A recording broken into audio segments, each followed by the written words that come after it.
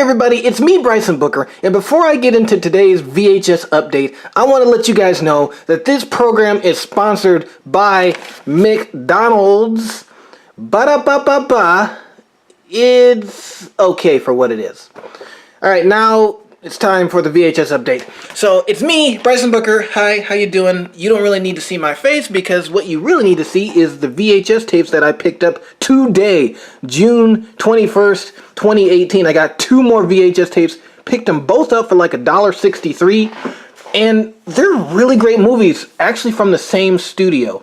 They're from Warner Brothers, and one of them, which is the one I think I'm going to show you guys first, is basically a movie that I first saw earlier this year.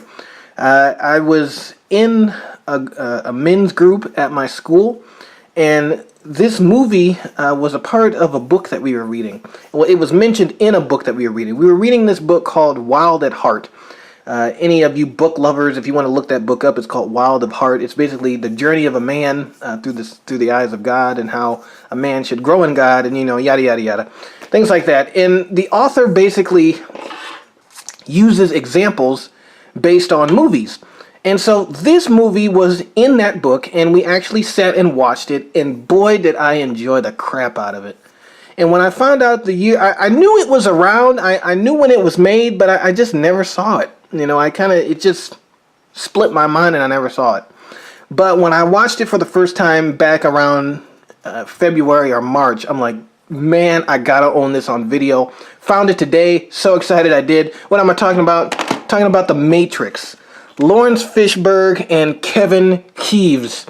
Oh my god, this movie. Oh geez. You talk about basically summarizing Y2K in a nutshell. Put on The Matrix. Released by Warner Brothers, and the movie was made in 1999, but the VHS itself was probably released in 2000. And I mean, look at that awesome casing. Look at that holographic cover. God. And this is a great movie. It's like reality bites. Literally. Great special effects, great acting, very unique story, especially for a movie of this caliber released at the time that it was released in 1999. You would never expect there to be a story so unique to what this movie provided.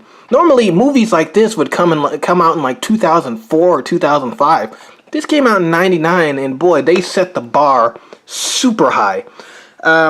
Awesome movie. Yes, it did, I think, have like 2 or 3 sequels and 1 animated series, the rest of which suck, but the first movie is definitely where the iceberg hit its peak, and it's a great movie all around. Guys, I can't say enough about The Matrix. You should pick it up and watch it yourself. I know I'm going to be doing a review on it once I watch it again. I want to get refreshed with it, reoriented with it, because the first time I saw it, guys, I was just blown away. Great movie. And what's unique about this tape is it's the special collector's edition. So at the end of the film, you get all of these cool special features after the movie. You got 4 behind the scenes making of stuff, basically stuff that describes the movie and how they made it, how they did the special effects and things like that. Awesome collector's VHS tape of The Matrix. Oh my god. Great movie. Love it. The next movie that I got, I actually haven't seen in a long time, and actually still haven't seen it. But I figured I'd pick it up because, I'm starting to become a really big Batman fan. Sorry to all you Marvel guys out there. I just don't like Marvel. I mean, I just don't. I'm a DC guy, and those of you who are DC guys, thumbs up. You're on the winning side, truthfully.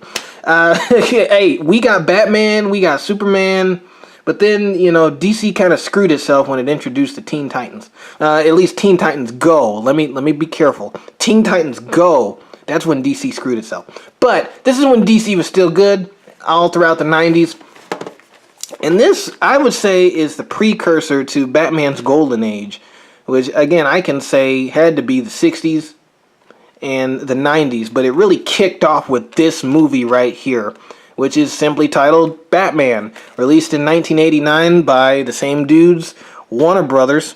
Again, I haven't seen this particular Batman movie, but it's one of the recognizable ones. You know, it's kind of the obvious ones that you DC fans probably have saw this a billion times. Don't spoil it, okay?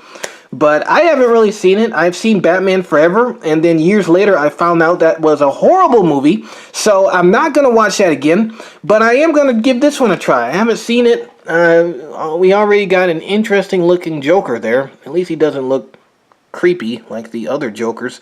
And, you know, you got Batman right here. I don't really know who plays Batman. I don't really know. Guys, I'm kind of unfamiliar with this movie because I kind of stay far away from 80s movies, and technically this is an 80s film, but the reason why I got it is because, again, this was the dawn of Batman for the next generation, aka the generation of the 90s. And we all know that 90s Batman just set the bar super high for the series. And I have to say that this movie had to be the precursor to that great generation of Batman we got all throughout the 90s.